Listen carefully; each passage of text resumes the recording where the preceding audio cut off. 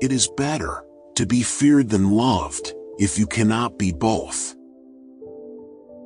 All courses of action are risky, so prudence is not in avoiding danger, it's impossible, but calculating risk and acting decisively. Never attempt to win by force what can be won by deception. It is better to be impetuous than cautious, because fortune is a woman, and if you want to keep her under it is necessary to beat and ill-use her. Men are so simple, and so much inclined to obey immediate needs that a deceiver will never lack victims for his deceptions. The end justifies the means. I'm not interested in preserving the status quo, I want to overthrow it. It is not titles that honor men, but men that honor titles. It is not the number of soldiers that counts, but the amount of valor they bring. There is nothing more difficult to take in hand, more perilous to conduct, or more uncertain in its success, than to take the lead in the introduction of a new order of things. Never let the future disturb you, you will meet it, if you have to, with the same weapons of reason, which today arm you against the present. One change always leaves the way open for the establishment of others. The wise man does at once what the fool does finally. The first method for estimating the intelligence of a ruler is to look at the men he has around him.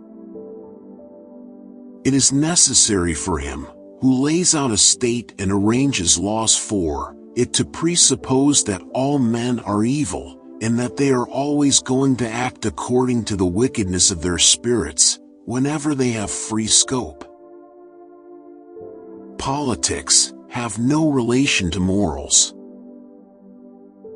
The greatest remedy for anger is delay.